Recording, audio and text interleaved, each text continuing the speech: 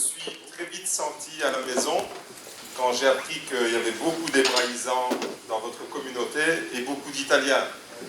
Et donc je me dis, sono a casa, ani babai. Voilà, très heureux d'être là. C'est vrai que ça fait maintenant quelques mois que normalement ce séminaire devait avoir lieu, mais à cause de la crise Covid, il a été reporté 2 fois. Donc vous avez certainement entendu parler du coronavirus. Vous avez déjà entendu parler de ça? On ne va pas parler de ça ce matin. On va parler de celui qui réjouit nos cœurs, de celui qui est le Dieu d'Israël, le Dieu de l'Église, celui qui nous bénit. Et le thème que j'ai proposé à votre pasteur lorsqu'il m'a contacté, c'est de la Torah à l'Évangile. C'est un domaine qui me passionne depuis toujours. Lorsque j'ai donné ma vie à Jésus, j'avais 18 ans, j'en ai 49 il y a quelques décennies, et j'ai été émerveillé par la fidélité de Dieu. Et très vite, mon cœur a été attiré vers Israël, et un amour indescriptible pour le peuple juif, et j'ai très vite compris que la Bible, la parole de Dieu, est un produit littéraire juif, 100% juif, et que l'Église a des racines et qu'elle doit redécouvrir ses racines. Et donc, je me suis très fort intéressé au monde d'Israël, et en particulier à l'Ancien Testament. Et lorsque j'ai répondu à l'appel de Dieu pour le servir en tant que pasteur, j'ai choisi un thème de l'Ancien Testament. J'ai travaillé sur la vocation prophétique du prophète Jérémie, et j'ai fait toute une thèse sur la théologie du davar. Le davar, c'est la parole.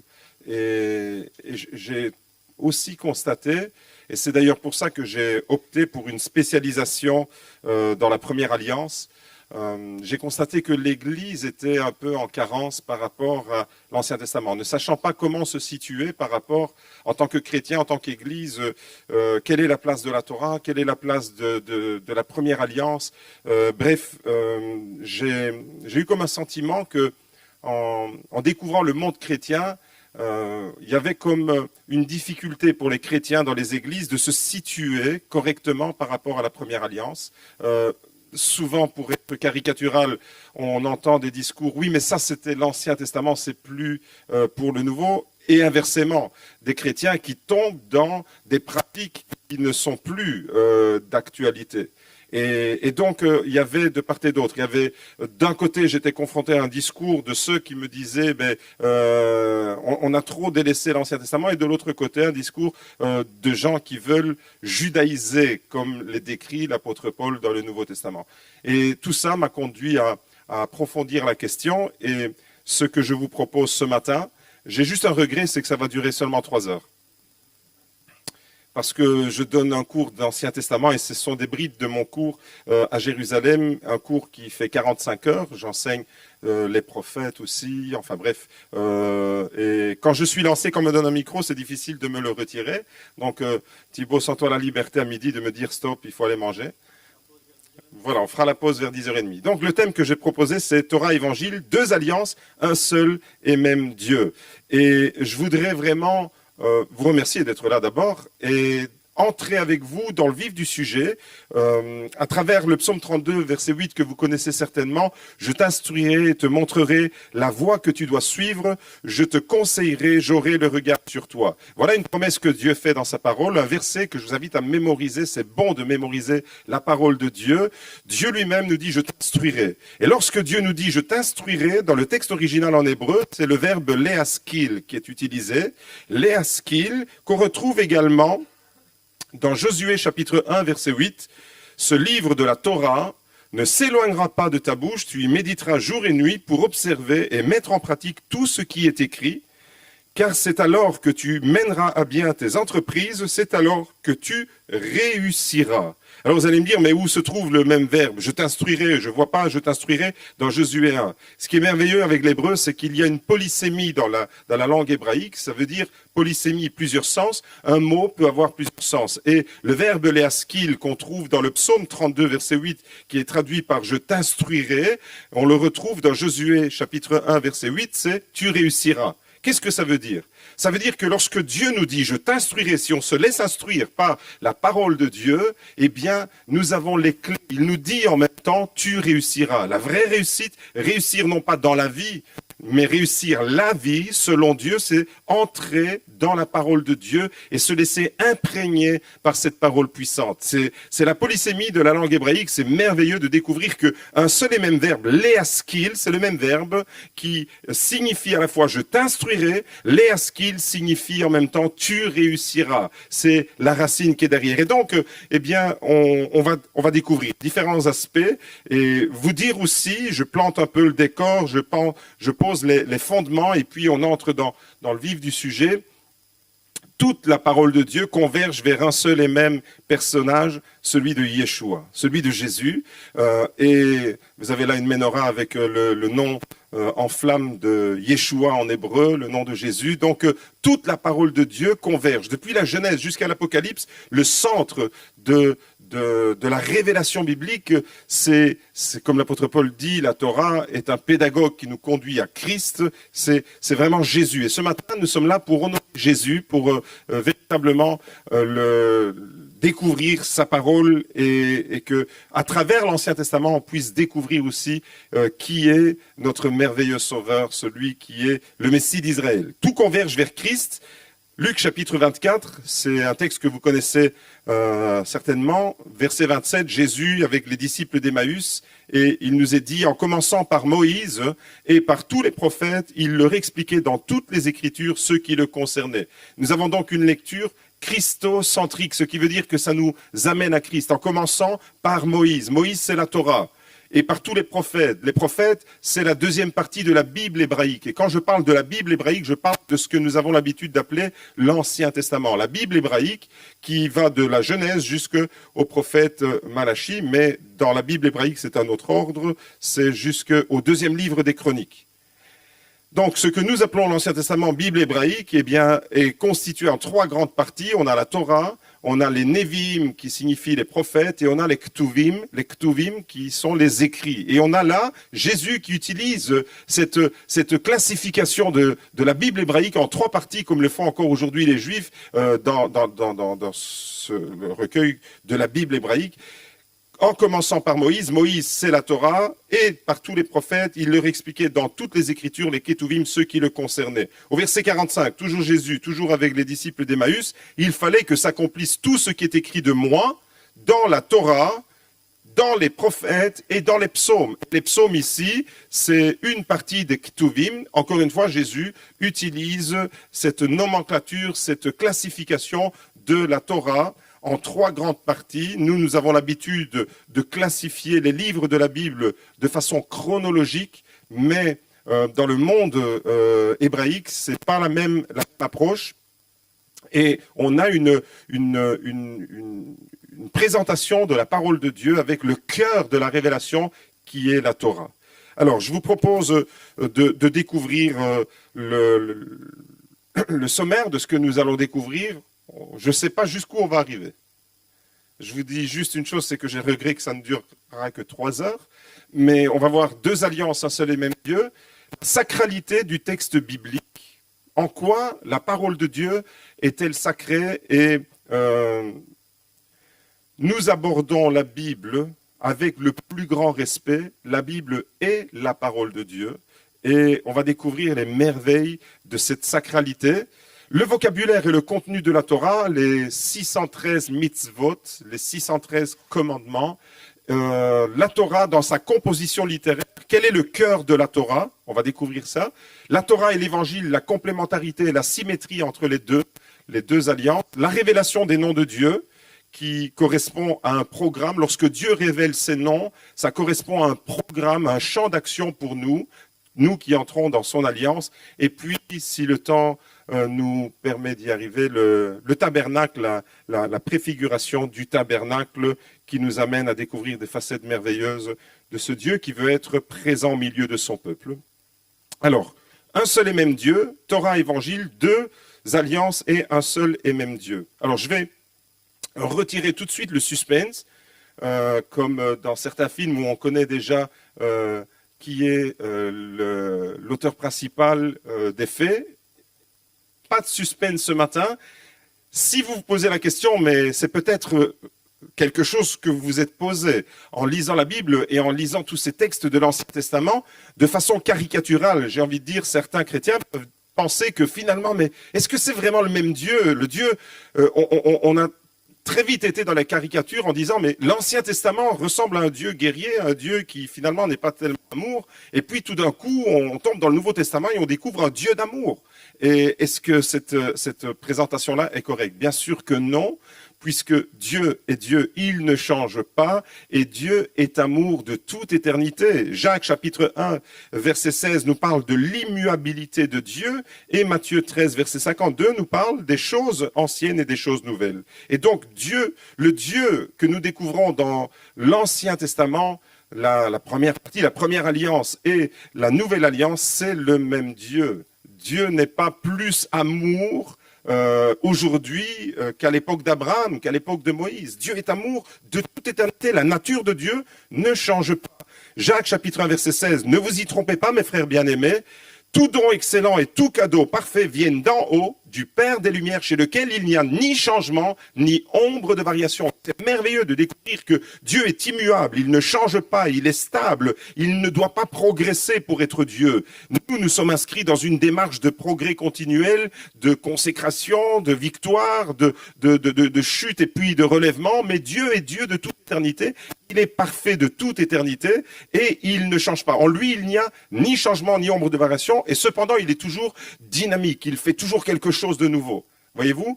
Et dans Matthieu chapitre 13, verset 52, c'est Jésus lui-même qui termine son discours sur les 7 paraboles du royaume.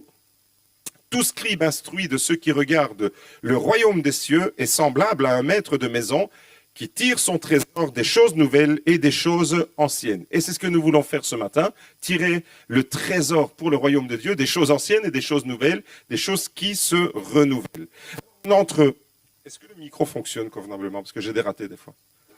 Ok. La sacralité de la parole de Dieu.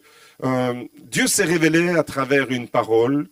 Il a choisi un peuple, il a déposé une parole à ce peuple qui va devenir le dépositaire d'une parole qui transcende l'humanité. Et cette parole, elle nous a été transcrite par écrit. Et je voudrais simplement revenir sur un épisode de la Torah, Exode chapitre 32, verset 16. On est avec Moïse sur le mont Sinaï. Et là, encore une fois, on parle et on découvre la polysémie de la langue hébraïque. Alors, on lit ensemble ce texte. Au verset 16, chapitre 32, Moïse retourna et descendit de la montagne, les 2 tables du témoignage dans sa main. Les tables étaient écrites des 2 côtés. Elles étaient écrites de l'un et de l'autre côté. Les tables étaient l'ouvrage de Dieu et l'écriture était l'écriture de Dieu gravée sur les tables. C'est le seul passage où il est écrit, le seul moment dans la Bible où il est écrit que Dieu a écrit quelque chose. Il a écrit de son doigt les tables des 10 paroles. On parle de 10 commandements à tort parce que l'expression 10 commandements n'apparaît jamais dans la Bible, mais Dieu a donné des paroles. Les 10 paroles, le décalogue, ce qu'on appelle communément les 10 commandements, en réalité, ce sont des paroles de vie. Et on va découvrir ça plus tard. Et là, on découvre que c'est Dieu lui-même qui a gravé l'écriture dans ces tables. Vous devez imaginer des tables de pierre transpercées et l'écriture était inscrite dans ces tables par la main de Dieu directement. Et les rabbins dans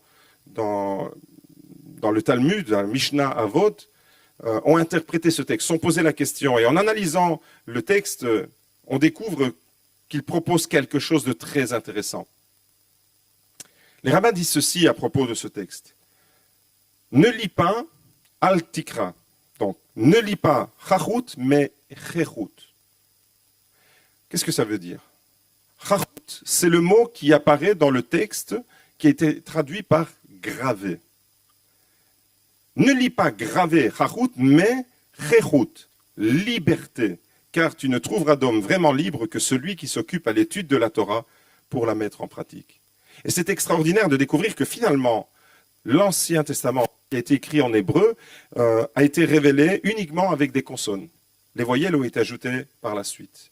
Et donc, on ne touche pas au texte biblique, mais on peut le vocaliser différemment. Si vous mettez un A, chachut, vous avez le mot gravé. C'est ce qui apparaît dans le texte. Mais si vous vocalisez le même mot, vous ne touchez pas au mot, mais vous le vocalisez, vous mettez d'autres voyelles, vous mettez juste une voyelle différente, un E à la place d'un A. Au lieu de lire charout, vous lisez cherout, eh bien le mot prend un autre sens. La polysémie, encore une fois, comme Léa Skill. Au lieu de graver, vous découvrez que ce mot, eh bien, il peut aussi signifier liberté.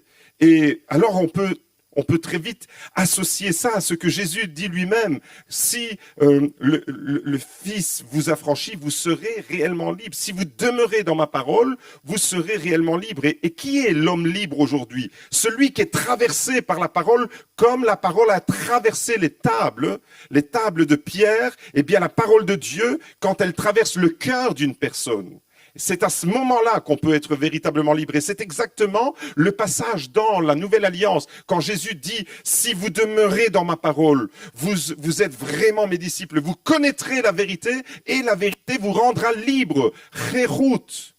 Voyez l'allusion entre ce que Jésus fait et le renvoi. Quand la parole de Dieu traverse le cœur d'un enfant de Dieu aujourd'hui, c'est à ce moment-là que toutes les chaînes peuvent tomber. Et c'est à ce moment-là qu'on est pleinement libre. Jésus a un profond respect de la parole de Dieu et jamais Jésus n'a remis en question la Torah de Moïse. On voit Jésus dans les évangiles en discussion avec les rabbins de l'époque, avec les pharisiens, mais ce qu'il a remis en question bien souvent, c'était l'interprétation excessive qu'en faisaient les pharisiens et la tradition humaine qui a pris le dessus sur le commandement de Dieu. Mais Jésus n'a jamais remis en question la Torah de Moïse. La parole de Dieu n'est pas seulement inspirée par les vérités qu'elle contient, mais elle est inspirée dans sa littéralité. C'est-à-dire que Dieu nous a révélé dans sa parole tout ce dont nous avions besoin. La Torah, Jésus en parle. Matthieu chapitre 5, verset 18. « Car je vous le dis en vérité, tant que le ciel et la terre ne passeront point, il ne disparaîtra pas de la Torah. » Et vous allez comprendre pourquoi chaque fois qu'il y a le mot loi, je dis Torah. Il ne disparaîtra pas de la Torah un seul yod. Pas iota, parce que Jésus parlait hébreu, et le iota, c'est l'équivalent en grec de la lettre yod en hébreu, qui est la plus petite lettre de l'alphabet hébreu. Des 22 lettres, des 22 consonnes, pour les hébraïsants, vous savez de quoi je parle. Et cette lettre, le yod, ça ressemble à un apostrophe.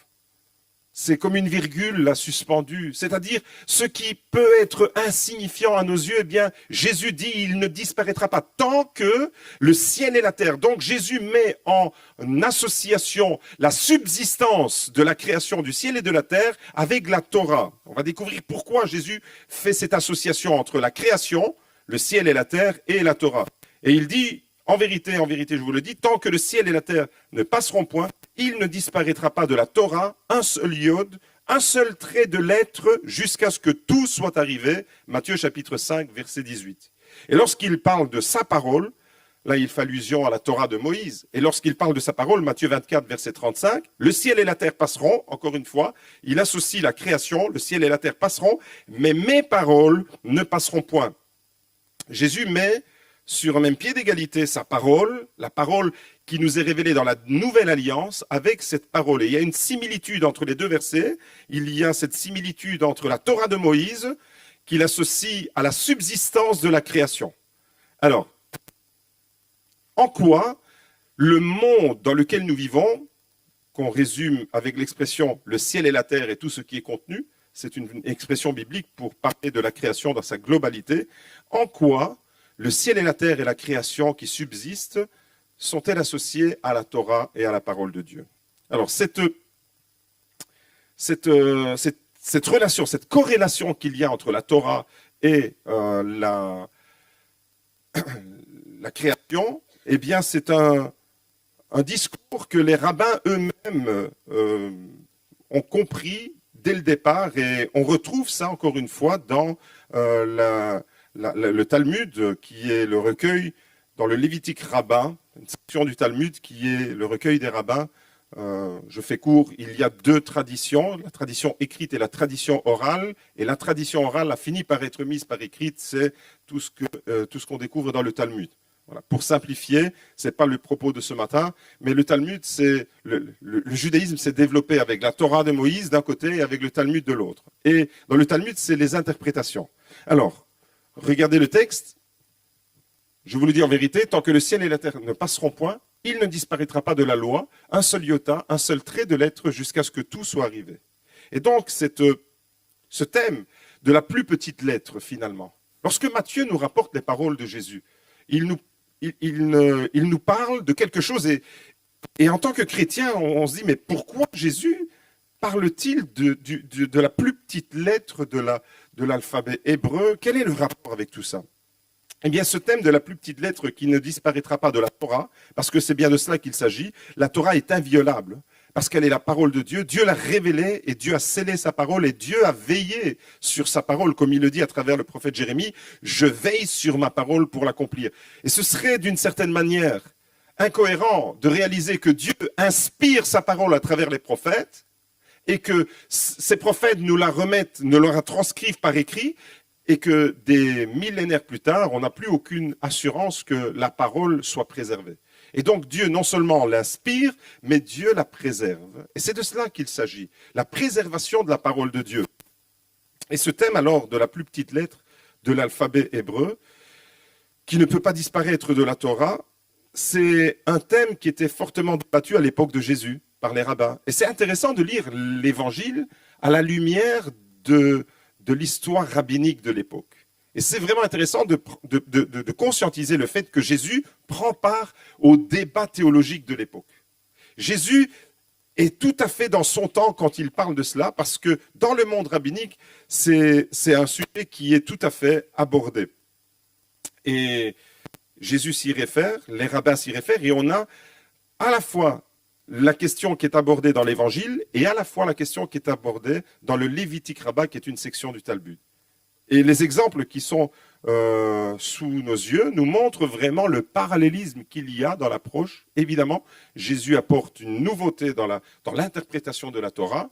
Le Sermon sur la montagne en est une belle illustration, mais il est tout à fait dans son temps et il prend part au débat théologique. Alors, regardez ce que les rabbins disent par rapport à cette question. Rappelez-vous, Jésus parle du yod, qui est la plus petite lettre de l'alphabet hébreu, et du trait de lettre. Le trait de lettre en hébreu, dans le Lévitique Rabbah dont je suis en train de vous parler, on parle des kotsim. Kotsim, ça veut dire épine. Une épine, ça ressemble au yod, le kotsim. Vous avez tous déjà vu une épine et vous savez à quoi elle ressemble. Eh bien, dans le Lévitique Rabbah, il y a une section précisément qui parle des kotsim, et les rabbins disent que la Torah ne peut pas être altérée jusque dans les kotsim parce qu'on mettrait en déséquilibre le ciel et la terre. Si tu transformes le dalet, et il nous donne quelques exemples. Le dalet, c'est la première lettre que vous voyez sur la gauche en gras. Si tu le transformes en resh, vous voyez les deux lettres, dalet et resh, est-ce que vous les voyez bien? Elles se ressemblent très fort, n'est-ce pas? Quelle est la différence entre les deux? Le kotsim. C'est-à-dire le petit trait de lettre dont Jésus parlait, là-bas tout en haut. La première lettre, c'est deux barres qui se rencontrent, une verticale, une horizontale, et celle qui est horizontale, elle dépasse un peu sur la droite. Vous la voyez? Ça, c'est kotsim. C'est la petite épine qui dépasse. Le resh lui ressemble très fort. La différence, c'est que le resh, c'est un trait avec un arrondi. Vous voyez les deux? Quand on passe à 120 km/h, on peut ne pas voir la différence. Mais les rabbins attirent notre attention sur le fait de ne pas se tromper jusque dans le détail, parce que si on change dans un mot la lettre dalet en resh, tu détruis le monde entier. Et il donne un exemple, comme dans Shema Israël Adonai Eloheinu Adonai Echad. Écoute Israël, l'Éternel notre Dieu, l'Éternel est un. Echad, c'est le mot en trois lettres, Aleph, Het et Dalet. Et si, au lieu de Echad, qui est la confession de foi monothéiste d'Israël, qui affirme qu'il n'y a qu'un seul Dieu et que le Dieu d'Israël est un, Echad c'est un, si on change le Dalet en Resh à ce moment-là, au lieu de mettre le sens de un, on obtient le mot Achar, Acher, Achar qui signifie un autre Dieu.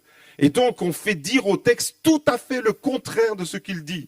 Toute la Torah nous dit que Adonai est totalement différent des autres dieux. Et si on altère uniquement ce petit détail du kotsim, de la petite lettre là, eh bien, on affirme non pas l'unicité de Dieu, mais le fait que Adonai, le Dieu d'Israël, est un Dieu parmi tant d'autres dieux. Et donc, on fait dire au texte tout à fait le contraire. Et Jésus alors dit, il ne disparaîtra pas de la Torah un seul trait de lettre de la Torah, que tout ce qui est écrit doit arriver. Si tu transformes le Resh, maintenant on fait le contraire. Resh, si tu le transformes en Dalet, tu détruis le monde entier comme dans « tu ne te prosterneras pas devant un autre Dieu ». Exode 34, verset 14, nous dit « tu ne te prosterneras pas » et toute la parole de Dieu nous invite à l'adoration du seul et unique Dieu, le Dieu d'Israël. Ce texte nous dit « tu ne te prosterneras pas devant un autre Dieu ». Si on transforme le Resh en Dalet, c'est comme s'il était écrit « tu ne te prosterneras pas devant le Dieu un ». Alors que c'est tout à fait le contraire que le texte dit. Vous saisissez, vous êtes avec moi ce matin? Vous voyez où je veux en venir? Le respect, la sacralité de la parole de Dieu qui est révélée jusque dans le détail de sa graphie, jusque dans le détail du kotsim, de la lettre, de cette distinction qu'il y a entre le dalet et le resh. Si on inverse les deux, on fait dire au texte tout à fait le contraire. Voyez jusqu'où ça va. Dans l'hébreu, on a vu la polysémie des mots, léaskil, si tu te laisses instruire par Dieu, alors tu réussiras, léaskil. On voit ici la polysémie avec la lettre harut et rerut, un seul et même mot qui veut dire gravé, mais qui est aussi le sens de liberté. Si la parole de Dieu est gravée dans ton cœur, c'est alors que tu es vraiment libre. Et là, on voit maintenant la parole de Dieu, la sacralité de la parole de Dieu, jusque dans le détail de sa graphie. On continue les exemples. Si tu transformes le bet, la lettre bet, bait qui signifie maison, en kaf. Vous voyez, les deux lettres se ressemblent très fort. La différence, c'est quoi? Quelle est la différence entre les deux? Encore une fois, le petit kotsim, il est à peine visible ici. Vous voyez? Eh bien, tu détruis le monde entier, disent les rabbins. Encore une fois, si on touche à la Torah, on met en déséquilibre la création tout entière. C'est exactement ce que Jésus disait. Tant que le ciel et la terre subsisteront, il ne disparaîtra pas de la Torah un seul trait de lettre. La création tout entière dépend de la cohérence de la Torah, de la parole de Dieu. Et alors on comprend, quand la Bible dit que tout ce qui est visible a été créé à partir de l'invisible, Dieu dit et la chose arrive. Tout ce qui est visible a été créé à partir de la parole de Dieu. Si tu transformes le bête en kaf, tu détruis le monde entier comme dans « il renie le Seigneur ». La confusion entre le kaf et le bête reviendra remplacer le Seigneur par « comme le Seigneur ». Enfin bref, on voit combien, aussi bien Jésus et dans le monde rabbinique, combien le respect de la parole de Dieu était pointu. Jusque-là, qu'est-ce qu'on a découvert? On a découvert combien la parole de Dieu, elle est précieuse jusque dans le détail, jusque dans le kotsim. Et Jésus dit, il ne disparaîtra pas de la Torah. Donc Dieu s'engage, lui-même s'engage à préserver sa parole jusque dans le détail. Et les découvertes des manuscrits ne font que confirmer ce que Jésus lui-même a déclaré. Avant d'entrer dans le vocabulaire et le contenu de la Torah, juste encore une dernière précision concernant cet aspect assez surprenant qui n'est pas courant dans le monde chrétien, mais qui est tout à fait habituel dans le monde juif et rabbinique. La première lettre de la Bible, en hébreu, c'est la lettre Bet. Je ne parle pas de la première lettre de l'alphabet, qui est Aleph. Mais la première lettre de la Bible, c'est Bet, comme dans le mot Bereshit. C'est le premier verset de la Bible en hébreu. Bereshit, bara Elohim et hashamaim ve'et haaretz. Au commencement. Le bet, c'est la lettre qui signifie aussi maison, comme dans Bethléem, maison du pain, ou Bethel, maison de Dieu. Beth, donc, c'est une maison. Et regardez le sens. Vous savez que l'hébreu s'écrit de la droite vers la gauche, contrairement au français et à toutes les autres langues apparentées. Et donc, le bet, qui signifie maison, c'est une ouverture dans un sens seulement. Tout est fermé. En haut, c'est fermé. À droite, c'est fermé. En dessous, c'est fermé. Mais il y a un sens directionnel, c'est le sens vers le texte du premier verset. Et la dernière lettre de la Bible hébraïque. Je disais que nous avons l'habitude de classifier l'Ancien Testament avec le dernier livre étant le prophète Malachie qui annonce le Messie, Élie qui vient et qui prépare le terrain du Messie. Mais la Bible hébraïque, le dernier livre de la Bible hébraïque, c'est le deuxième livre des Chroniques. Au chapitre 36 et au verset 23, on a le dernier mot. Et le dernier mot, c'est Vaya'al. Et il monta. Ça veut dire et il monta. Et la dernière lettre de la Bible hébraïque, c'est la lettre Lamed. Et Lamed, ça veut dire enseigner, enseignement. Et donc, quand on prend la première lettre de la Genèse, et quand on prend la dernière lettre de la Bible hébraïque, qu'est-ce que ça donne? La maison de l'enseignement. La Bible est une maison d'enseignement de la part de Dieu.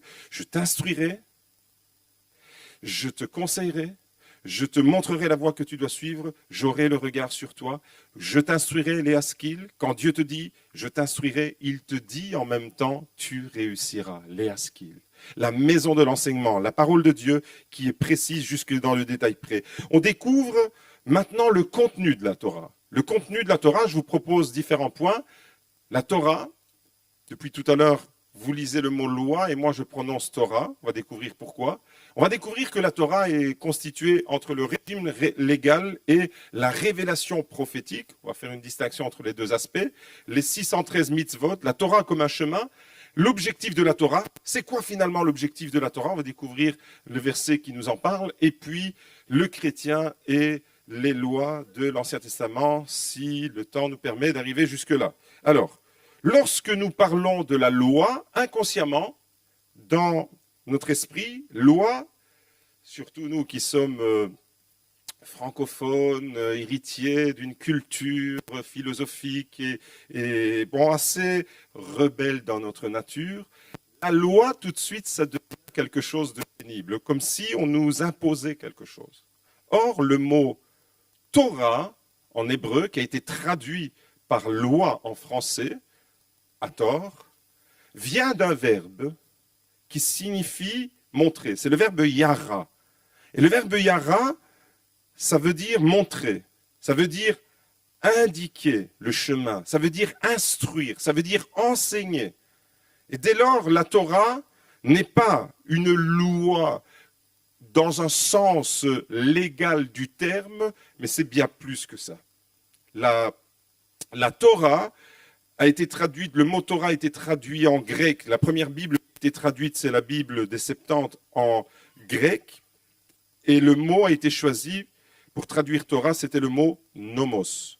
Et nomos, ça veut dire en grec loi, dans le sens où nous, occidentaux, on a la compréhension du mot loi. Vous saisissez? Mais en hébreu, c'est bien plus qu'une loi. C'est une parole, c'est une instruction, c'est un chemin qui nous est indiqué. Yara, donc, qui a donné le mot Torah, c'est réducteur de sens, de réduire le mot Torah au mot loi. C'est vraiment réducteur de sens. Et on doit redécouvrir alors que quand Dieu nous instruit, par exemple, les 5/6 de la Torah ne sont pas des prescriptions légales. Si vous lisez la Genèse, vous lisez le récit de la création, c'est Torah. Mais ce n'est pas des prescriptions légales. Vous lisez le récit du déluge avec Noé, c'est Torah, mais ce n'est pas des prescriptions légales. Vous lisez le chemin qu'Abraham entreprend, chemin de foi, chemin de découverte d'un Dieu d'alliance qui lui dit l'Erlera, qui lui dit va vers toi et qui l'envoie sur le chemin du partenariat, c'est Torah, mais ce n'est pas des prescriptions. Quand je parle de prescriptions, je pense précisément aux prescriptions qu'on a dans le livre du Lévitique, par exemple, tous ces commandements bien précis. Alors que les 5/6 de la Torah, Torah qui veut dire instruction, Torah qui veut dire enseignement, les 5/6 en réalité ne sont pas des prescriptions, c'est des récits. Le récit de la création, c'est une instruction, c'est dans ce sens-là que c'est une Torah. Il nous parle de quelque chose, il nous enseigne quelque chose, il nous montre un chemin. Il nous montre que le Dieu qui est le créateur et qui parle, c'est un Dieu qui donne la vie, c'est un Dieu qui ordonne les choses, c'est un Dieu qui met de l'ordre dans les choses. Son esprit est interactif avec la création. Il parle et la vie va jaillir de ce chaos primitif. Et la même chose avec nous. Lorsque nos vies sont complètement désordonnées, c'est l'Esprit de Dieu et la parole de Dieu qui vont impacter notre vie, qui vont remettre de l'ordre dans notre vie. Et donc, on peut se comparer à cette création qui, au départ, elle est tohu-bohu, elle est confuse. Il n'y a rien qui fonctionne parce que la vie n'était pas possible au départ. Mais Dieu va commencer à parler sur la création et quand Dieu parle sur la création, la vie va se déployer. Et il va mettre de l'ordre. C'est une Torah. C'est une Torah qui me renvoie à moi, parce que moi aussi je peux être par moments comme cette création désordonnée. Et s'il y a du désordre dans la vie de quelqu'un, la parole de Dieu va venir remettre de l'ordre, va rendre les choses viables. 5/6 du contenu de la Torah, et quand ici je parle de Torah, je parle de la Genèse, de l'Exode, du Lévitique, Nombre et Deutéronome, les 5 livres de Moïse. Eh bien les 5/6 de tout ça, ce n'est pas des prescriptions, ce sont des récits qui nous parlent, qui nous instruisent.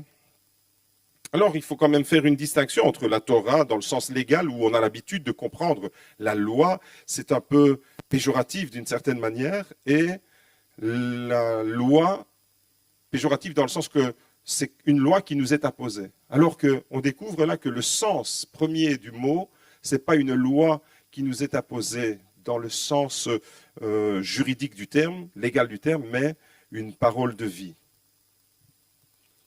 Néanmoins, à l'intérieur de la Torah, il y a aussi le commandement de Dieu. Il y a aussi les mitzvot de Dieu. Et l'apôtre Paul, lorsqu'il parle de la loi, on a souvent catalogué l'apôtre Paul comme étant anti-loi.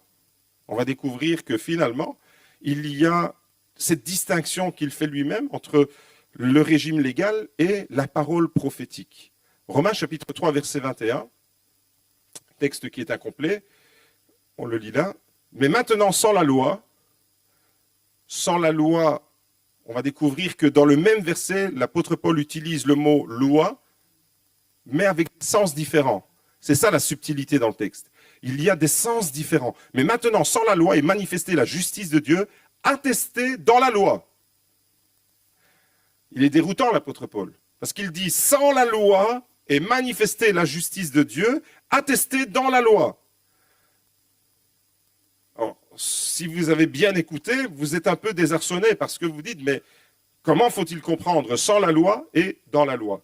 Regardez, le premier sens du mot loi dans le texte, c'est le sens juridique. Sans la loi, mais maintenant sans la loi, le régime légal, si vous voulez. Sans la loi, sous l'aspect régime légal, est manifestée la justice de Dieu, attestée dans la loi, parole prophétique. Vous voyez, le mot loi ici, il est répété 2 fois, c'est le même mot, mais encore une fois, il y a une polysémie. Il y a un deuxième sens au même mot. Attesté dans la loi et les prophètes, justice de Dieu par la foi en Jésus-Christ pour tous ceux qui croient. Lorsque nous nous intéressons à la Torah d'un point de vue légal maintenant, c'est-à-dire les 613 commandements, les 613 mitzvot.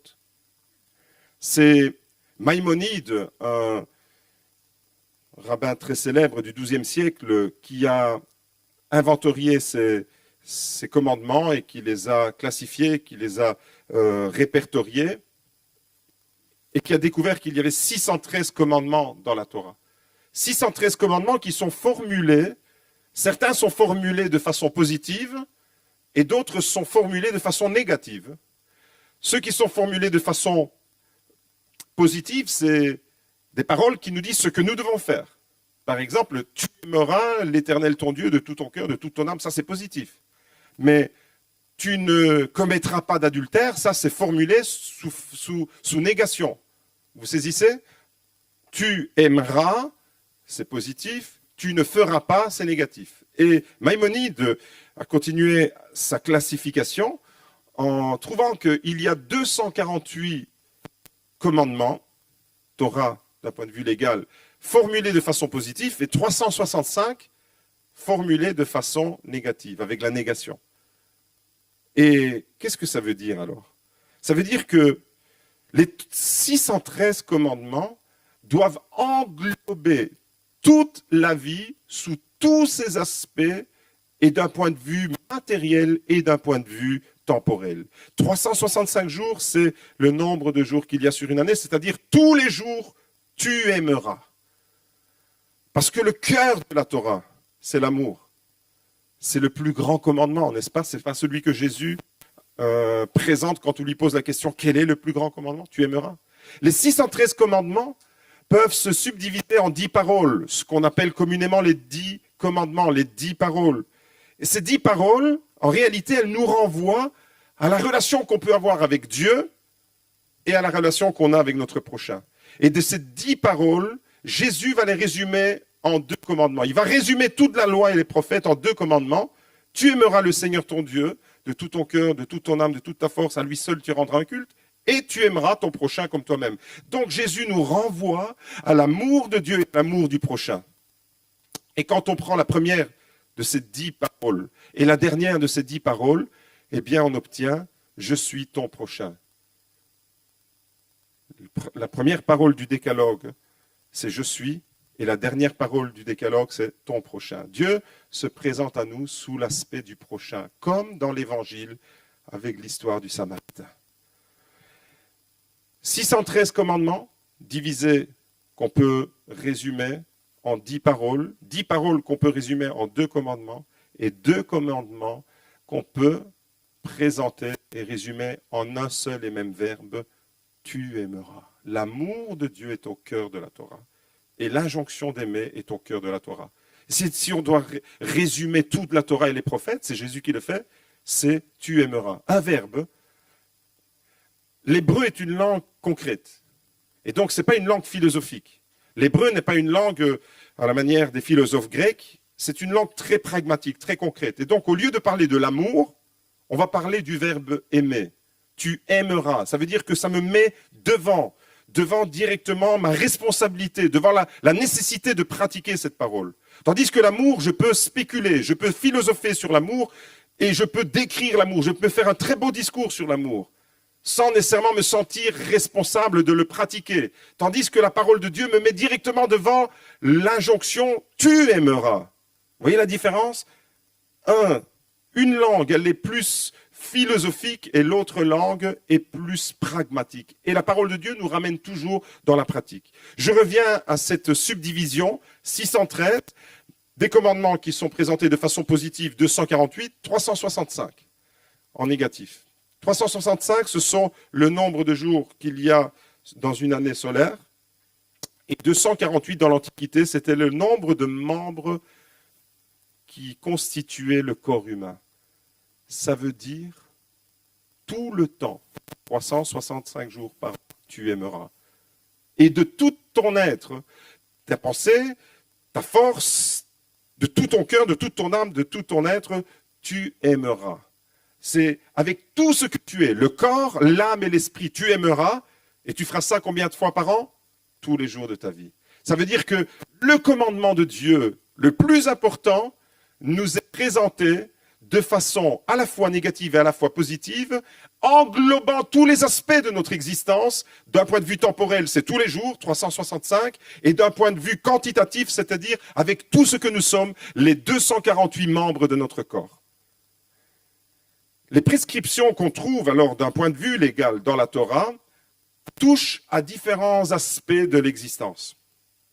On a des paroles qui concernent la morale en général, l'hygiène de vie et la santé, le culte et le tabernacle, la société, la justice et la politique, et même jusque dans l'agriculture. Donc c'est vraiment tous les aspects de la vie humaine qui sont concernés par la parole de Dieu.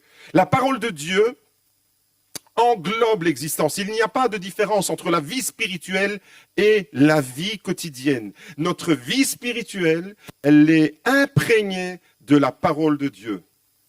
C'est ça que ça veut dire. Tous les aspects de la société. La Torah, c'est aussi un chemin. On a découvert que la Torah est une parole qui ne peut pas se violer, jusque dans le détail du Kotsim, la plus petite lettre de l'alphabet, le Yod. On a vu que les mots dans la Torah ont une polysémie, plusieurs sens. On a vu ça avec le verbe léaskil. Est-ce que vous vous rappelez? Qu'est-ce que ça veut dire léaskil? Instruire et réussir.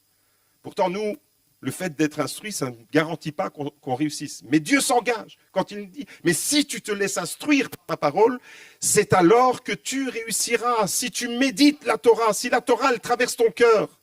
Un jour, il y a un étudiant qui est allé trouver le rabbin et qui lui a dit, Rabbi, Rabbi, Rabbi, j'ai traversé toute la Torah. Et le rabbin l'a regardé et lui a dit, très bien, mais est-ce que la Torah t'a traversé? Va et laisse-toi traverser par la Torah. La parole de Dieu, Harut, gravée. Quand la parole de Dieu est gravée dans mon cœur, elle doit me transpercer et c'est alors que je suis Harut, libéré. Libéré de tous mes faux schémas, libéré de toutes mes catégories, de toutes mes pensées qui sont étrangères à Dieu. La Torah, régime légal, parole politique. Torah qui signifie qui vient du mot yara, qui signifie montrer la voie, montrer le chemin. Dans Genèse chapitre 1, la création nous montre le chemin. Comment agir de façon ordonnée, structurée, à partir de la parole de Dieu. C'est une Torah. On n'y trouve pas les 613 mitzvot, mais c'est une Torah. Le récit d'Abraham, c'est une Torah. Le récit du déluge, c'est une Torah. C'est une instruction. On voit que la Torah, elle englobe, elle va au-delà du commandement. Elle est plus que le commandement. Et dans notre catégorie, dans notre schéma de pensée, on a été trop vite dans certaines conclusions en mettant des catégories. Le Nouveau Testament, c'est la grâce. L'Ancien Testament, c'est la loi. Sous-entendu, sous régime légal. Eh bien, la loi, déjà, il faut se mettre d'accord sur le sens du mot Torah. Et on découvre ici que la Torah, c'est bien plus que simplement le commandement. La Torah, c'est un chemin. Je te montrerai la voie que tu dois suivre, nous disait le psaume 32, verset 8, vous vous rappelez? C'est un chemin, c'est une parole de vie. Psaume 103, verset 7, il a fait connaître ses voies, ses chemins. Et c'est quoi ces voies et ces chemins? C'est la Torah. Il a fait connaître ses voies à Moïse, c'est Ophé, au fils d'Israël. La Torah nous est présentée comme une voie. Et Actes chapitre 7, verset 37, on a le discours d'Étienne qui nous ramène. Étienne, c'est la plus longue prédication qu'il y a dans le Nouveau Testament. Juste avant d'être lapidé, il fait toute l'histoire d'Israël, de ce que Dieu a fait avec les patriarches, avec tout le peuple d'Israël. Et quand il arrive à Moïse, regardez ce qu'il dit. C'est ce Moïse qui dit aux fils d'Israël, Dieu vous suscitera d'entre vos frères un prophète comme moi. C'est lui qui, dans l'assemblée du désert, était avec l'ange qui lui parlait sur le mont Sinaï et avec nos pères. Il reçut de vivants oracles pour vous les donner. Il reçut de vivants oracles. Qu'est-ce qu'il a reçu, Moïse, sur le mont Sinaï? La Torah. Et comment Étienne parle de la Torah? En disant que ce sont des vivants oracles. Le terme exact, c'est logiazon talogia en grec. Littéralement, si je traduis cette phrase, qui est traduite par vivant oracle, je dois traduire par des paroles vivifiantes. Voilà quel est le sens. La Torah est une parole vivifiante. La Torah, c'est une parole qui est censée nous conduire dans la vie. C'est un chemin de vie. C'est un chemin, c'est une voie, comme le psaume 103, verset 7 nous le dit, mais c'est en même temps, comme le dit Étienne, en parlant de l'épisode du Sinaï, ce sont des paroles qui transmettent la vie. La parole de Dieu transmet la vie. Et la Torah transmet la vie, des vivants oracles. En quoi une parole peut être vivante? Parce qu'elle est capable de transmettre la vie. Quelle est la différence entre une parole morte et une parole vivante? Une parole morte, c'est une parole qui n'amène à rien, qui ne crée rien, mais la parole de Dieu, elle est vivifiante. C'est ça que ça veut dire. Et c'est en parlant de la Torah qu'Étienne, dans le Nouveau Testament, dit ces choses. Deutéronome chapitre 5, alors, nous présente l'objectif de la Torah. Quel est l'objectif de la Torah? Nous conduire dans le shalom. Regardez, c'est un verset qu'il est bon de se de se rappeler. Vous suivrez entièrement la voie. Vous voyez les synonymes ici quand on parle de la loi, on parle de quoi? De la Torah.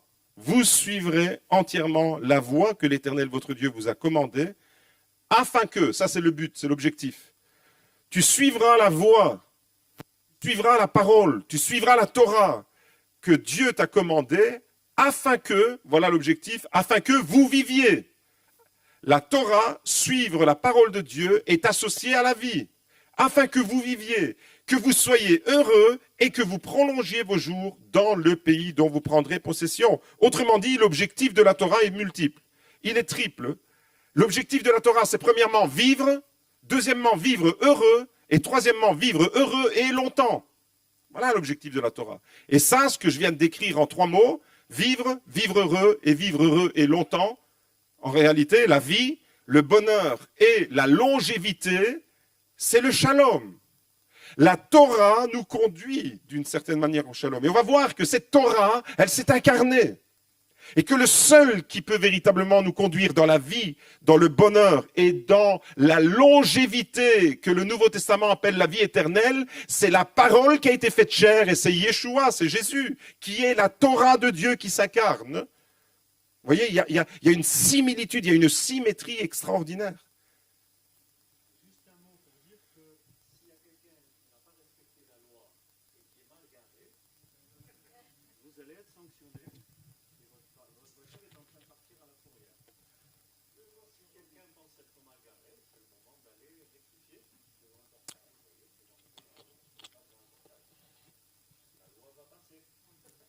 Et elle va sanctionner.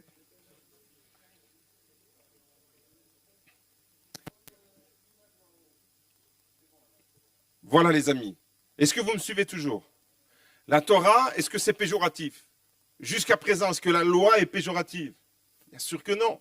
La Torah, c'est une parole de vie, une parole vivante, parole vivifiante, littéralement. Logia zoonta, comme dit Étienne. La Torah, quand tu la pratiques, c'est afin que tu vives heureux, et afin que tu vives heureux et longtemps. La vie, le bonheur et la longévité dans le Nouveau Testament, vivre heureux et longtemps. Pour Israël, c'était vivre heureux et longtemps dans le pays dont ils allaient prendre possession. C'était une promesse qui était terrestre, le pays qui était à conquérir. Pour nous, c'est la vie éternelle. Et c'est exactement la même chose. Ce que la parole qui s'est incarnée nous donne, c'est la vie. Si vous demeurez dans ma parole, vous serez réellement mes disciples. Vous connaîtrez la vérité et la vérité vous rendra libre. Si vous avez le Fils, vous êtes réellement libre. Si vous avez le Fils, vous avez la vie éternelle. Voilà ce que le Nouveau Testament nous dit. Et la parole, elle a habité parmi nous. Et elle s'est faite chair. Et cette parole, c'est Jésus, notre Seigneur et notre Sauveur. La composition maintenant de la Torah, d'un point de vue littéraire. Le cœur de la Torah. On va découvrir le cœur de la Torah. Quand je parle de la Torah ici d'un point de vue littéraire, je parle de l'ensemble des écrits qui constituent la Torah. Ce que, dans le monde théologique, on a l'habitude d'appeler le Pentateuque. Pentateuque, ça veut dire quoi? Ça veut dire 5 étuis. Les 5 livres de Moïse, Genèse, Exode, Lévitique, Nombre, Deutéronome. Eh bien, ça, c'est aussi la Torah. Maintenant, d'un point de vue littéraire. Alors, comment est-elle structurée, cette Torah? Quelle est la logique dans la présentation des livres qui se suivent?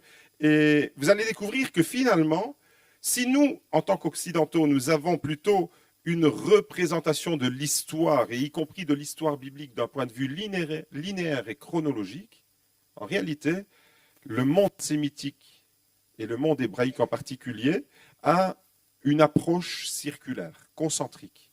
Le cœur de quelque chose, le cœur d'un récit, c'est là où Dieu veut nous emmener. Et on va découvrir avec la Torah. Donc, maintenant, je parle de la Torah d'un point de vue de la composition des livres. Genèse, Exode, Lévitique, Nombre, Deutéronome. Regardez avec moi. On a le premier livre de la Torah. C'est quoi? C'est la Genèse. Qu'est-ce qu'on trouve dans la Genèse, à part le récit de la création? On trouve la première promesse concernant l'alliance entre Adonai, qui est le Dieu d'Israël, et Abraham. Première promesse. Et puis, Genèse 49, on a les bénédictions de Jacob sur les 12 fils de Jacob, sur ses 12 fils. OK? Ensuite, on a le livre de l'Exode. Quand on lit linéairement, on passe de la Genèse à l'Exode. Et le livre de l'Exode commence en Égypte, il se poursuit dans le désert et ensuite il culmine vers le Sinaï. On a dans le récit de l'Exode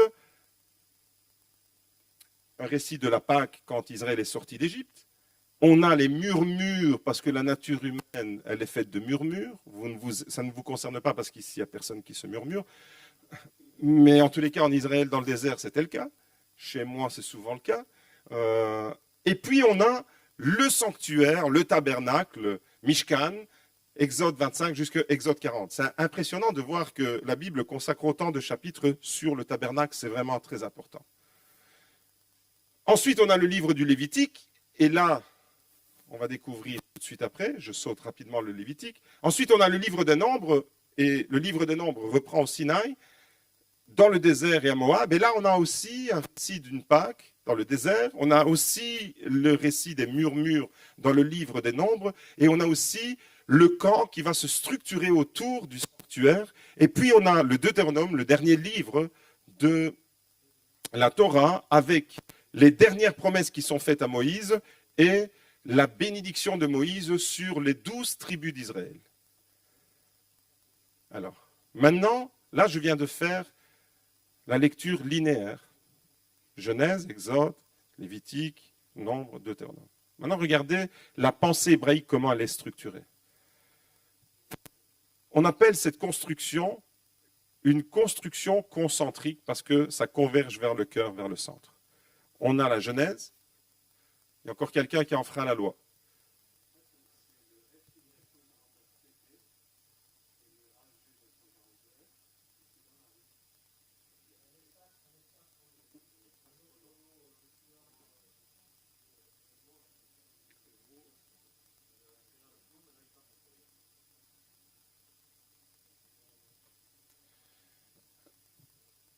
Regardez maintenant le parallélisme qu'il y a dans les récits, la cohésion de la Torah, la manière dont ça a été écrit, c'est extraordinaire. C'est un chef-d'œuvre de littérature, c'est un chef-d'œuvre littéraire. La Genèse nous parle des premières promesses et des bénédictions de Jacob sur les 12. Le Deutéronome nous parle de la dernière promesse et de la bénédiction de Moïse sur les 12. Il y a un effet miroir, Genèse, Deutéronome en miroir. Le livre de l'Exode commence en Égypte, il se poursuit dans le désert et il culmine au Sinaï. Le livre des Nombres commence au Sinaï, il se poursuit dans le désert et il culmine à Moab. Vous voyez l'effet miroir? L'Exode correspond au livre des Nombres. La structure, le mouvement désert, Égypte, désert, Sinaï, et ensuite Sinaï, désert, Moab. Et puis on a le Lévitique. Le Lévitique qui est assez particulier. Le Lévitique qui semble être rempli de commandements d'un point de vue légal. Les 613 commandements, ça regorge de commandements, de lois spécifiques sur le sacrifice, sur la manière dont on doit s'approcher de Dieu. Un Dieu 3 fois saint, on doit s'approcher de lui avec crainte et respect. On a chapitre 1 à 15, les sacrifices et les prescriptions. Chapitre 17 à 26, les prescriptions et les sacrifices. Et le chapitre central, c'est le chapitre 16 qui nous parle du Yom Kippour. Et le Yom Kippour, en réalité, c'est le cœur de la Torah. C'est quoi le Yom Kippour? C'est le pardon de Dieu au cœur de la Torah, enfoui dans tous ces récits, enfoui dans une tonne de commandements, 613 commandements. Le cœur de la Torah nous parle du pardon de Dieu. Le cœur de la Torah nous parle de l'évangile de la grâce, d'un Dieu qui veut offrir le pardon. Le Yom Kippour, c'était une fois par an, le souverain sacrificateur entrait dans le lieu très saint pour offrir le sacrifice pour lui, pour sa famille et pour tout le peuple, parce que Dieu accordait le pardon. Qu'est-ce que ça veut dire? Ça veut dire que le cœur de la Torah, ce ne sont pas des commandements pénibles, mais une parole. On a vu que c'est une parole qui nous donne la vie, mais on découvre que au cœur même de cet ensemble de 5 livres qu'on appelle la Torah, il y a la grâce de Dieu. Il y a le pardon de Dieu.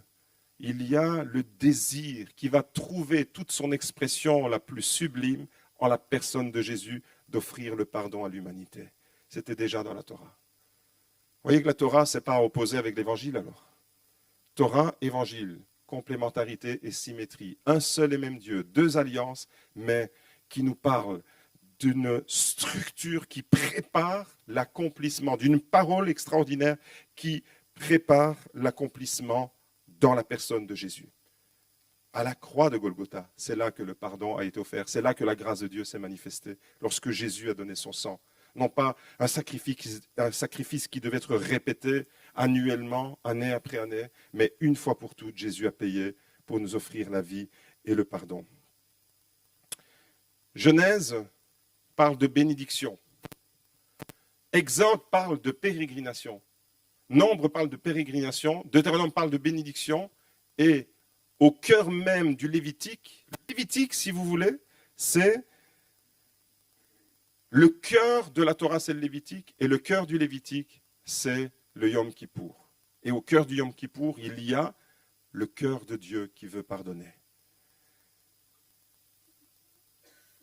La Torah et l'Évangile dans la complémentarité et dans la symétrie. On va s'intéresser au Nouveau Testament.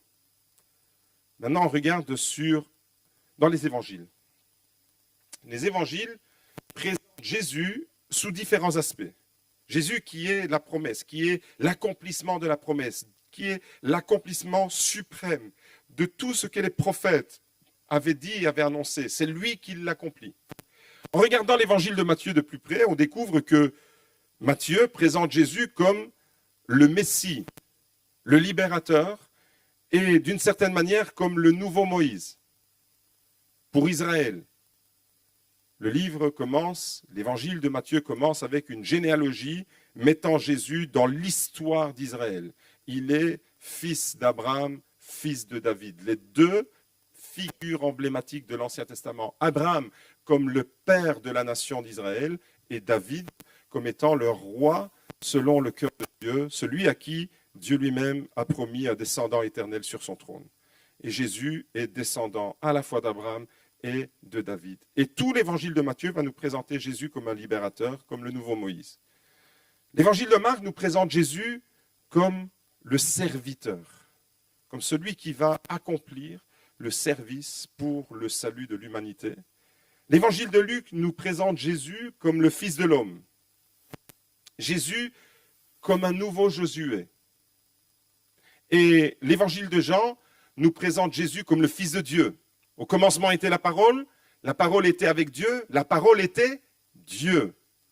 Dès le premier verset de l'évangile de Jean, il y a l'affirmation catégorique de la divinité de Jésus. Jésus est Dieu. Il est la parole, et au verset 14, on découvre que la parole a été faite chair et elle habitait parmi nous, pleine de grâce et de vérité. Nous avons contemplé la grâce et la gloire de Dieu à travers la personne de Jésus. Et on découvre alors que les auteurs du Nouveau Testament, je le disais en introduction, ce produit que je tiens dans ma main est 100% juif.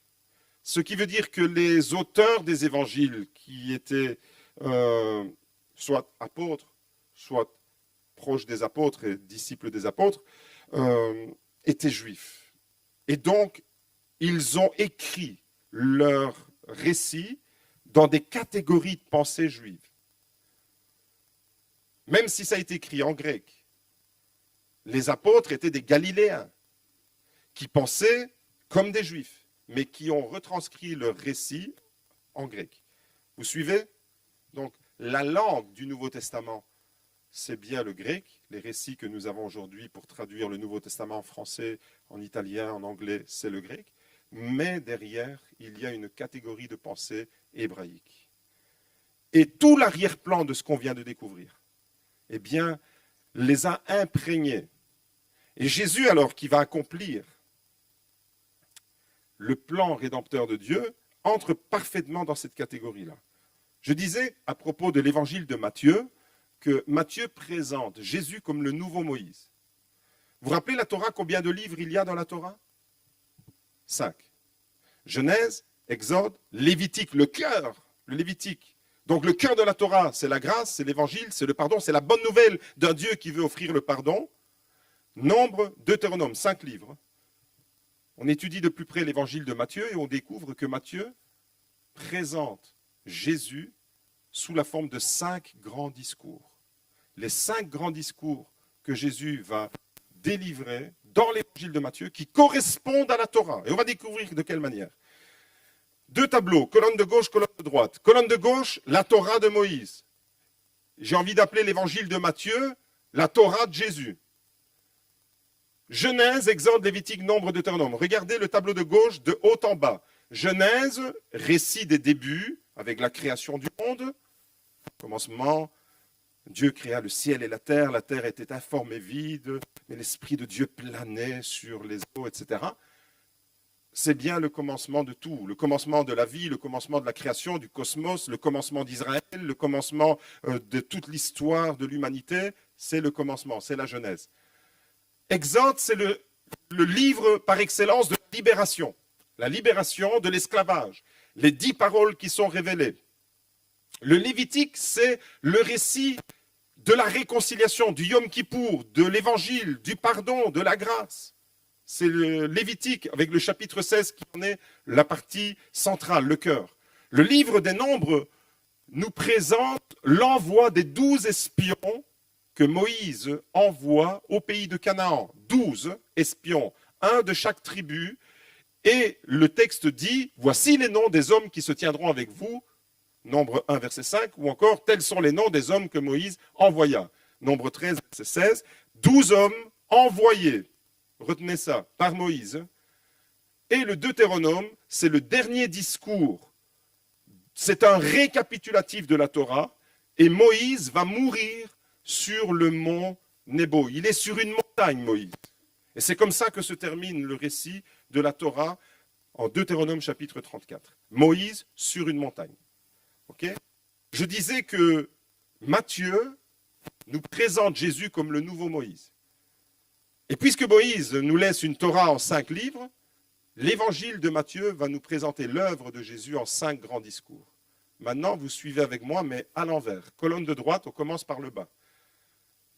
Ou, si vous préférez, par le haut, ça revient au même. Deutéronome se termine avec Moïse sur la montagne. Le premier discours qui nous est donné, c'est le sermon sur la montagne. Jésus, il est où? Il est sur la montagne. Là où Moïse va mourir sur la montagne, Jésus va inaugurer. Qu'est-ce qu'il fait sur la montagne? Tout le sermon sur la montagne, c'est « Vous avez entendu, mais moi je vous dis ». Qu'est-ce qu'il fait Jésus sur la montagne? Les béatitudes. Vous avez entendu que tu ne tueras pas. Mais moi je vous dis, celui qui dit à son frère « Raka », il est passible du jugement. Rek, c'est léger, ça n'a pas de valeur. Vous avez entendu « Tu ne commettras pas d'adultère ». Mais moi je vous dis, celui qui regarde une femme pour la convoiter dans son cœur, il a déjà commis l'adultère. Donc qu'est-ce qu'il fait Jésus? Il se positionne comme un interprète de la Torah. Il donne le sens de la Torah. Il n'est pas contre la Torah, mais il donne le sens. Et il est où quand il donne ce sens, cette interprétation? Il est sur la montagne. Le mont des Béatitudes qui surplombe le lac de Galilée pour ceux qui ont connu Israël. Ensuite, deuxième discours. Jésus va envoyer les 12 apôtres. Et si dans le livre des Nombres, on avait « Voici les noms des hommes qui se tiendront avec vous », dans l'évangile de Matthieu, chapitre 10, verset 2, « Voici les noms des 12 apôtres ». Apostolos, apôtre, qui signifie « envoyé ». Comme Moïse avait envoyé les 12 comme espions sur le pays de Canaan, Jésus envoie les 12 en mission pour prêcher la parole du royaume de Dieu. Vous voyez la correspondance qu'il y a? L'évangile qui nous renvoie à la Torah. Ensuite, Matthieu chapitre 13, je passe et je reviendrai tout de suite après. Matthieu 18, c'est le discours où Jésus nous parle de la libération du péché, les directives qu'il donne aux disciples. De la même manière que l'Exode nous libère de l'esclavage, Jésus nous donne dans cette section-là les clés pour vivre une vie victorieuse et ne pas se laisser emporter dans le péché. Et le dernier discours, le cinquième discours dans l'évangile de Matthieu, chapitre 23 à 25, c'est le discours sur la fin des temps. Si la Genèse commence avec le début de l'histoire, Jésus nous parle à la fin de l'évangile de Matthieu de la fin de l'histoire. L'eschatologie, c'est la fin de l'histoire, le discours de la fin. L'histoire et la boucle est bouclée. Moïse parle du début, Jésus parle de la fin et de l'aboutissement de toute chose. Je reviens alors à la partie centrale. On a vu que dans le Lévitique, le cœur de la Torah, c'est l'évangile. Matthieu chapitre 13, c'est le troisième grand discours de Jésus et c'est les paraboles du royaume de Dieu. Jésus va nous donner 7 paraboles pour nous décrire c'est quoi le royaume de Dieu. Au cœur de l'évangile de Matthieu, il y a une Torah. Au cœur de la Torah, il y a l'évangile, et au cœur de l'évangile, il y a une Torah qui est une instruction. Torah dans le sens instruction. Jésus nous instruit des lois et de comment fonctionne le royaume de Dieu. Vous voyez, la Torah nous renvoie à l'évangile nous renvoie à la Torah. Ça, c'est pour l'évangile de Matthieu. L'évangile de Jean maintenant. Jean, clairement, quand vous ouvrez l'évangile de Jean, vous tombez sur le verset 1. Au commencement, vous connaissez tous par cœur le verset 1. Au commencement était la parole, et la parole était avec Dieu, et la parole était Dieu. Clairement, celui qui lit ça, s'il a lu une fois dans sa vie Genèse chapitre 1, il ne peut pas ne pas faire l'association, il ne peut pas ne pas voir que ça nous renvoie à la première alliance. Ok? La parole, c'est Jésus. Et le verset 14 nous dit que cette parole, elle est venue habiter. Littéralement, il est écrit dans le texte original, la parole est venue tabernacler. Le tabernacle, dans le livre de l'Exode, c'est la présence de Dieu. Dieu a dit, j'habiterai au milieu de mon peuple, ils me feront un tabernacle. Dieu a toujours voulu être proche de son peuple, être avec son peuple, habiter au milieu de son peuple. C'est pour ça que nous existons en tant qu'Église, parce que Dieu veut être au milieu de nous. Et cette parole, l'évangile de Jean chapitre 14 nous dit que par l'incarnation, la parole, incarnation, c'est un terme qui ne peut être utilisé que pour Jésus. Attention, je ne parle pas de réincarnation, c'est totalement étranger à la Bible, ça. L'incarnation, c'est Dieu qui s'incarne en homme. Ça, c'est un terme exclusif pour Jésus. Dieu vient habiter, Dieu vient tabernacler. Donc, dès le départ, dans l'évangile de Jean, il est question de la parole, il est question de Dieu qui vient habiter au milieu de son peuple, et le mot tabernacle est utilisé dans le terme original.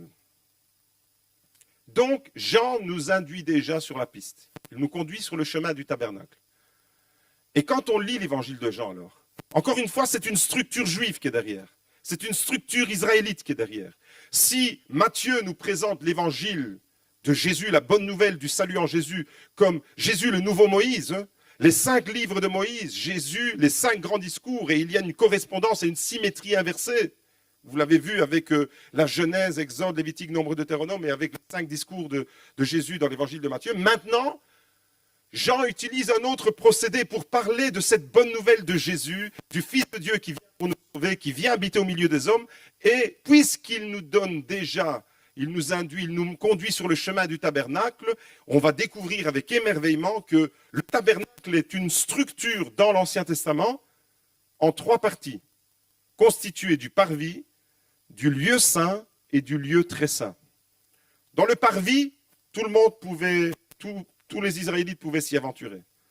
Dans le lieu saint, il n'y avait que des prêtres qui étaient autorisés à entrer. Et dans le lieu très saint, là où la gloire de Dieu, la shrina, la shekinah, la kavod, la gloire de Dieu se manifestait, une fois par an, le souverain sacrificateur pouvait y entrer le jour du Yom Kippour, quand le pardon était offert. Voyez les 3 sections, les 3 parties? Parvis, pour tout le monde. Les foules. Lieu saint, les prêtres. Lieu très saint, une seule personne, le souverain sacrificateur. Dans l'évangile de Jean, on trouve alors Jésus qui est en relation, chapitre 1 jusqu'au chapitre 12. Jésus côtoie les foules. Jésus côtoie les foules dans les premiers chapitres. On y trouve Jésus en contact avec, chapitre 2, les noces de Cana, chapitre 3, Nicodème, chapitre 4, la Samaritaine, chapitre 5, le paralytique de Bethesda, chapitre 6, la multiplication des pains, les foules, et ainsi de suite, jusqu'au chapitre 12. À partir du chapitre, là c'est les foules, ça correspond au parvis. À partir du chapitre 13 jusqu'au chapitre 17, on a Jésus en aparté avec les apôtres. On n'est plus avec les foules. À partir du chapitre 13, Jésus ne rencontre plus les foules. Jésus est dans un moment plus intime avec les apôtres. C'est là qu'il va laver les pieds des apôtres. C'est le moment qui précède la passion et la crucifixion, le moment le plus extraordinaire de l'histoire. Et puis, on a Jésus, à partir du chapitre 18 jusqu'au chapitre 21, comme souverain sacrificateur, seul, lui est seul avec le Père. Et on a les 3 parties du tabernacle qui correspondent. Et quand un juif lit l'évangile de Matthieu, il ne peut pas ne pas y voir le nouveau Moïse qui nous amène sur le terrain de la similitude et de la symétrie avec les 5 livres de Moïse. Et quand un juif lit l'histoire de Jésus à travers l'évangile de Jean, il ne peut pas ne pas y voir le tabernacle, le Dieu d'Israël qui vient s'incarner, qui vient habiter au milieu de son peuple. Et c'est comme ça que commence l'évangile de Jean. Il est venu chez les siens et les siens ne l'ont pas reconnu. Il est venu habiter. Si on lit l'évangile de Luc, j'ai dit tout à l'heure que l'évangile de Luc nous présente Jésus comme le nouveau Josué. Quelle était la fonction de Josué? Il devait propulser Israël dans la conquête du pays de Canaan, de la terre promise. Et Josué va faire des campagnes sur tout le territoire. Au centre du pays, au sud du pays et dans le nord du pays. Vous connaissez les récits avec la conquête de Jéricho, les murailles, etc., etc. Eh bien, Luc nous présente l'évangile de Jésus comme le nouveau Moïse qui va conquérir le territoire. Et c'est le récit qui est le plus en mouvement. Jésus passe partout, y compris chez les Samaritains. Alors que les Samaritains et les Juifs n'avaient pas de relation. Et généralement, les Galiléens qui devaient se rendre à Jérusalem, eh bien, ils contournaient la Samarie pour ne pas passer dans un territoire dit impur, pour ne pas côtoyer les Samaritains. Je ne vais pas rentrer dans le débat juif-samaritain, ce n'est pas le propos. Pour vous dire qu'à l'époque, on faisait un détour de l'autre côté du Jourdain pour éviter la Samarie, pour entrer directement en Judée. Eh bien, Jésus, il va aller en Samarie.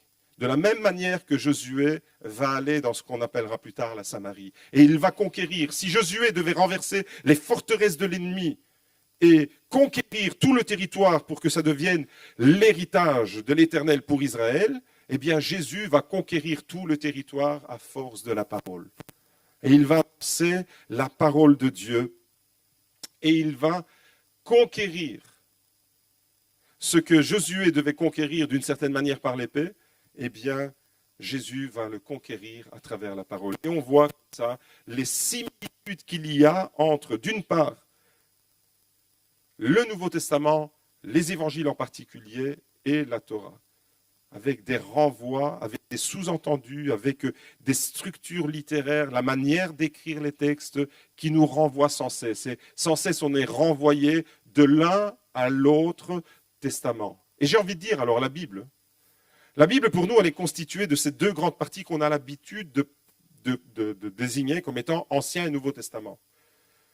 J'aime pas trop cette classification. Je parlerai plutôt de Première Alliance et de Nouvelle Alliance. Les deux sont nécessaires. Ceci, ce que je tiens dans ma main, est la parole de Dieu. Et comme nous, pour parler, on a un organe qui s'appelle la bouche, et la bouche, elle est constituée de 2 lèvres. Je ne peux pas parler si j'ai seulement les lèvres inférieures ou mes lèvres supérieures. La Bible, c'est la bouche de Dieu. Et la bouche de Dieu, elle est constituée des 2 lèvres. La première alliance et la nouvelle alliance. Et à propos de lèvres, et je termine avec cette section, sur le récit de la mort de Moïse. Prenez avec moi, si vous avez une Bible sous la main, Deutéronome 34. Deutéronome 34, c'est le récit de la mort de Moïse. On l'a vu, il meurt sur le mont Nebo. Actuellement, c'est en Jordanie. C'est de là qu'il contemple le pays, mais il ne peut pas y entrer. Ok ?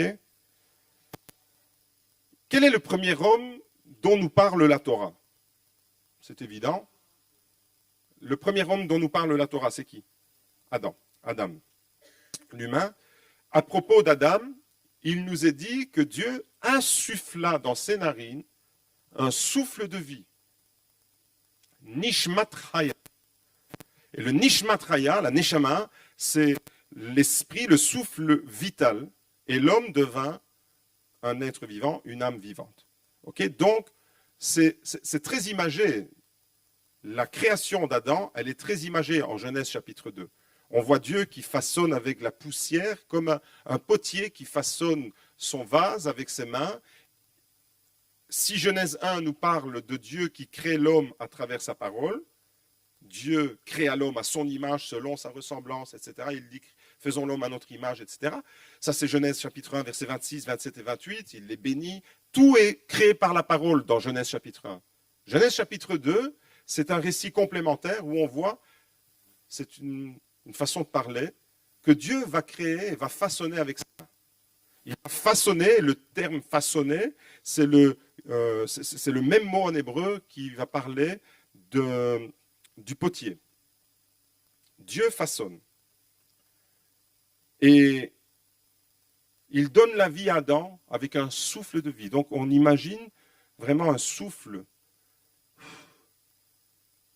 Et Adam vient à l'existence, est animé, il est vivant. On tient ça quelque part dans notre mémoire. On arrive maintenant au récit de la mort de Moïse. Est-ce que quelqu'un avec une voix qui porte peut lire dans n'importe quelle version que vous utilisez, Deutéronome chapitre 34, verset 5. Moïse, serviteur de l'Éternel, mourut là, dans le pays de Moab, selon l'ordre de l'Éternel. Voilà. Notre salut, Moïse, serviteur de l'Éternel, mourut là, dans le pays de Moab, selon l'ordre de l'Éternel. Est-ce que vous avez tous ça dans votre Bible? Est-ce que quelqu'un a une autre traduction? Est-ce que c'est bien selon l'ordre de l'Éternel? Donc, comment est-ce qu'on comprend le mot ordre? Selon une exécution, l'ordre de l'Éternel. Okay? Donc, le mot ordre conditionne notre interprétation de ce texte. On est d'accord? Maintenant, le premier homme de la Torah, c'est Adam. Je viens de dire qu'Adam reçoit la vie par un souffle. C'est presque comme un bouche à bouche que Dieu lui fait. Le dernier homme de la Torah, c'est Moïse. C'est lui. Après, on passe à Josué. Et le mot qui a été traduit par ordre dans le texte original en hébreu, c'est qu'il est écrit « Moïse mourut », je le lis maintenant en hébreu, « Al pi Adonai », sur la bouche d'Adonai. Voilà comment ce texte, si je le traduis littéralement, devrait être retranscrit. Moïse va mourir sur la bouche d'Adonai, comme si Adonai donnait un baiser de Dieu à Moïse, et il a communiqué la vie à Adam à travers le souffle qu'il va lui insuffler, et maintenant, Moïse va mourir sur la bouche. C'est très poétique comme image. Et moi, j'ai envie de dire, j'aimerais mourir de cette façon. Sur la bouche de mon Sauveur, sur la bouche de mon Seigneur, sur la bouche de mon Dieu. Alpi Adonai. Alpi, bien sûr, la bouche, c'est l'organe qui sert à parler, à commander, à ordonner. Et donc, les traducteurs ont traduit cette expression selon l'ordre de l'Éternel. comme étant un ordre qui a été exécuté. L'Éternel a parlé, il a ordonné la mort de Moïse. Il n'y a pas cette notion de relation intime que Moïse entretenait tout au long de son parcours avec Adonai. Et à plusieurs reprises dans l'histoire de Moïse, on voit que Moïse parle, comment il est dit à propos de Moïse qui parle avec Dieu? Face à face. Face à face, c'est comme ça que la Bible le traduit, face à face. Littéralement, bouche à bouche. Dieu et Moïse parlaient dans une intimité, dans une proximité extraordinaire. Et à plusieurs reprises, on voit que la bouche d'Adonai, elle est tournée vers Moïse. Et là, eh bien, la fin de Moïse, c'est encore sur la bouche d'Adonai. Vous voyez comment il y a de la poésie aussi dans le texte hébreu, qu'on ne retrouve pas forcément dans le texte de la traduction française qu'on utilise ou n'importe quelle autre traduction. On va faire une pause et puis on se retrouve